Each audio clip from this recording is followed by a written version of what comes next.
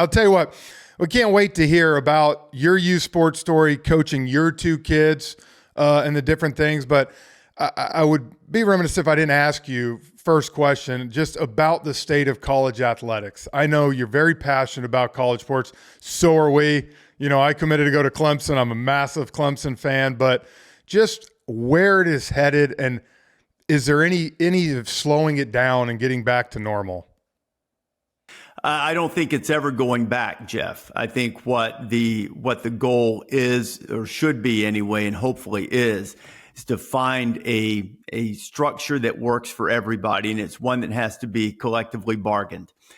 I know that's sort of an antithesis to what we all grew up with and what college sports was purported to be. But in my judgment, it's been a business for a really long time. And now it's just more of an above board business. And in order to give a little more sanity to it in terms of player movement, in terms of revenue distribution, I think the only answer to this is collective bargaining. Now, who do you bargain with, and who's doing the bargaining? Those are the big questions. So is it something that comes under the jurisdiction of the NCAA? I personally do not think that's who will do the bargaining, especially in football, and who represents the players and actually has their best interest at heart. Because I hear a lot of people from time to time say, well, they should just tell them this is the structure. Well, you know what's going to happen then? Then somebody on the player side, they're going to sue, and they're going to win because they continually win these court cases. So I do think that eventually there will be revenue sharing.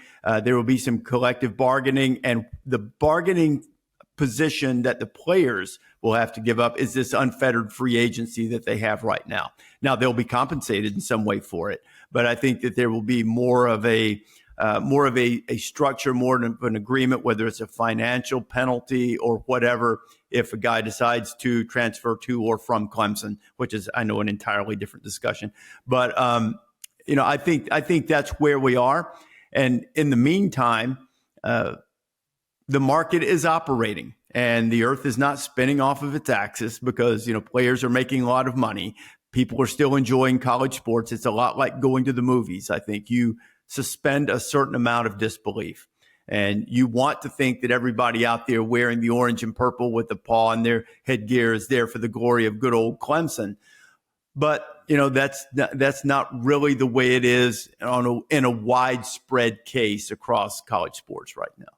Has it always been, do you think, Rece, has it always been like that, and we're just now seeing it come to fruition? I mean, because that was the concern that we talk about is, are you going to lose the fans who kind of believe in the old college U and believe in the tradition and the bands and things like that? And so are you saying that it really kind of has never been like we think it is, or we're going to have to get used to the new reality?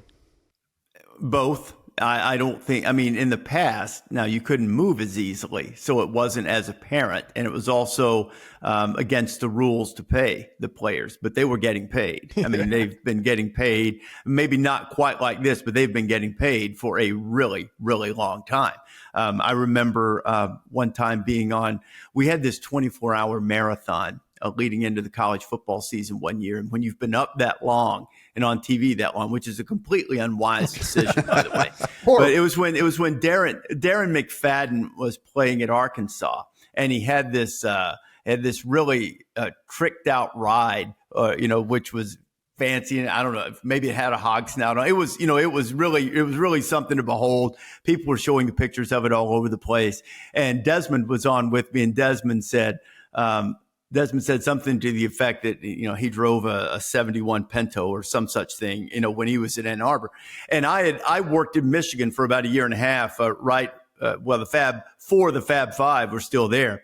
And without really employing the filter that I should have, I said, well, you should have gone to see the guy who handled the basketball players because they drove some really nice cars when I was there.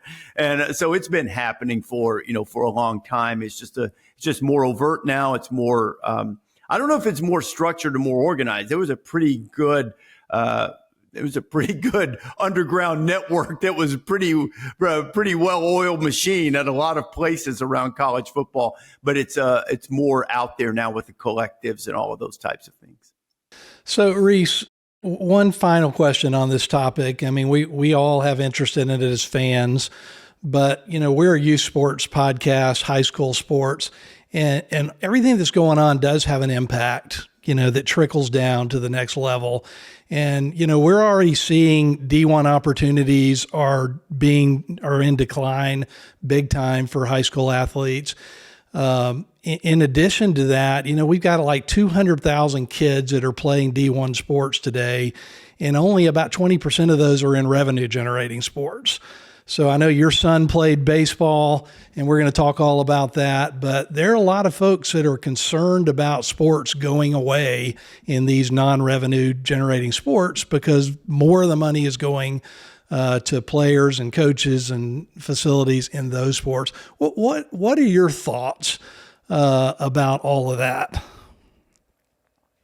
It's a tricky one because I still believe that for the most part, and there may be some exceptions to this, that the university's athletic departments will be able to fund any sport that they choose to fund. It becomes a question of, like all of us with our discretionary income, how do you want to spend it?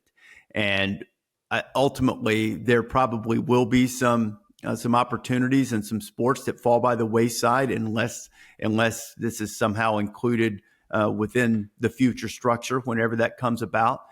But, I think the point that you made about declining opportunities is a really interesting one, because it's much like anything else in business and in our society. The people at the top achievers, whether you are the most talented singer or you're the most talented chemist or whatever it may be, your opportunities don't really change that much because of your talent.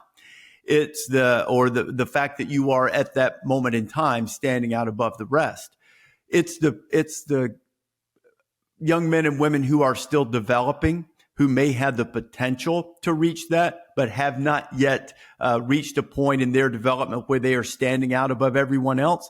And because there is such pressure to win at the upper echelon, rather than take a guy and Jeff's Clemson program is still standing probably as the primary notable exception to this, but rather than take a Hunter Renfrow, who was 135 pounds or whatever when Dabo took him at Clemson, and then developed into a star at Clemson and a tremendous NFL player. The pressure to win right now is such that, can I really afford in this program to take a guy who may take a couple of years, before he's ready to contribute at a high level? And honesty compels you to say, might not. Sometimes guys develop and sometimes they don't. And, so I think you're right in saying those opportunities have changed, because now players who might have started their careers and developed at Clemson, at Auburn, at Alabama, at Georgia, or whatever, are now pushed down a level or two. Maybe there's nothing wrong with that. And then they develop there for a couple of years. And if they do well, then they get their opportunities to move up.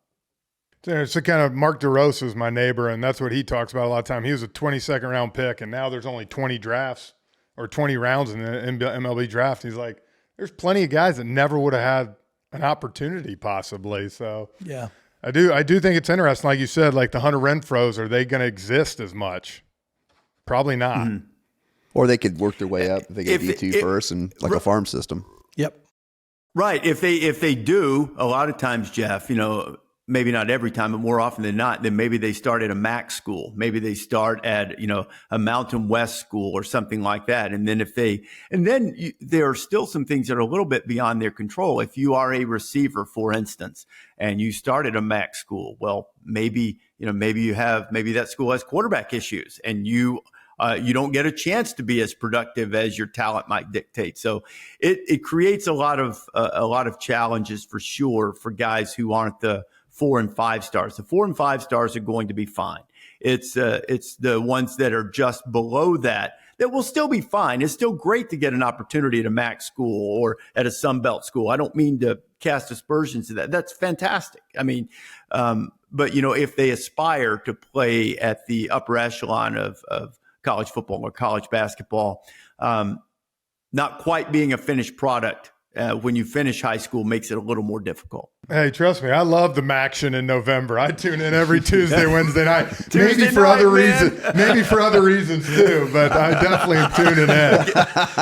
Are you a man who enjoys a game of chance? I love Maction. My wife actually hates November. My wife hates November because she's like, I used to only get Tuesday and Wednesday for Netflix with you. Now you're watching football 7 nights a week. I'm like, yeah.